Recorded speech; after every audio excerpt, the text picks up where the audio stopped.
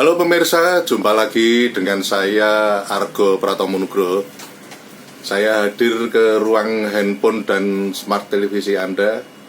Kali ini saya sangat spesial menjumpai kawan. Sebetulnya saya sudah berkawan lama ini dengan Mas Dion Leonardo ini. Tapi saya jarang berkomunikasi dengan Mas Dion ini. Selamat jumpa Mas Dion. Ya, selamat jumpa lagi. Anda S1-nya UI ya? Ya, saya kebetulan alumni Fakultas Hukum UI Jakarta. Oh gitu ya? Ya. Anda memang aslinya Jawa atau Padang? Saya aslinya memang lahir di Jogja, Pak. Oh ya? Jadi saya memang dari kecil, besar, sampai selesai sekolah ada di Jogja aja. Oh, tapi namanya kebarat-baratan tuh ya? Ya, namanya dulu bapak saya nggak tahu ini namanya kok jadi Dion Leonardo ini. Gitu. Dion Leonardo KS. Ya.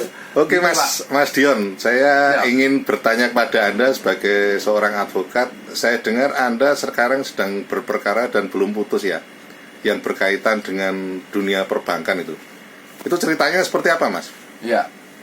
Begini Pak Argo ya, jadi memang dengan perusahaan atau bank itu memang kita ada beberapa rekanan yang memberikan kuasa ke kami di kantor hukum kami itu untuk biasanya juga melakukan menjembatani permasalahan antara kreditur maupun debitur. Ya, di Banjiro ya?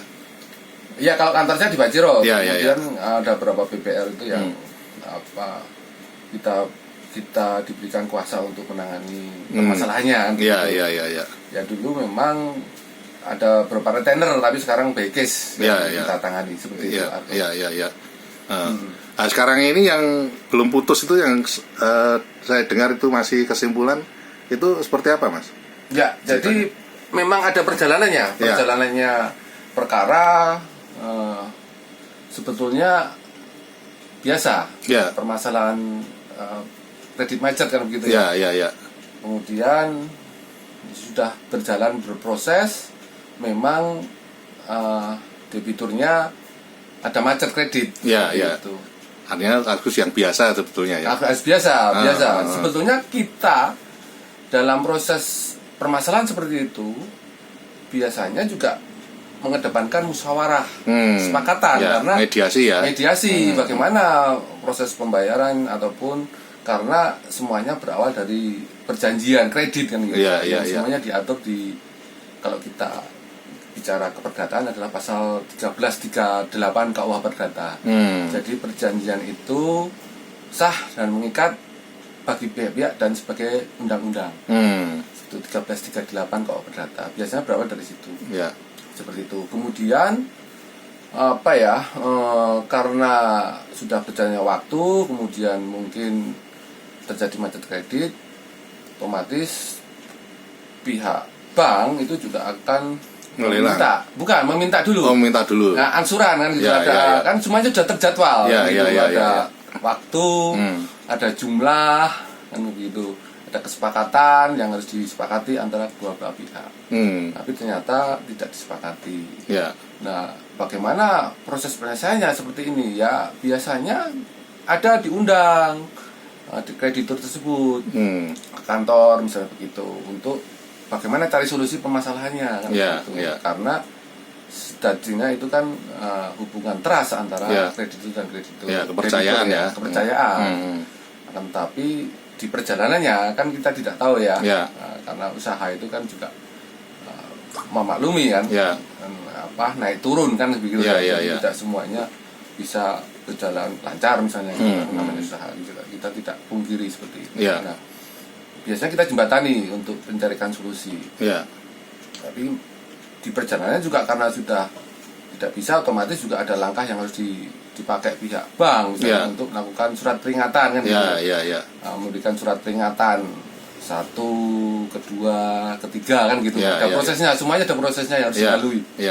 Nah, kemudian biasanya memang debitur itu memang dia mempunyai jaminan yang dipakai karena kalau kita bicara tentang kredit otomatis tidak lepas dari namanya jaminan 5C. Jadi ada 5C, ada kolateral, capacity, capital, jaminan, Ya. kondisi ekonomi bagaimana itu kan semua terkaji kan gitu ya.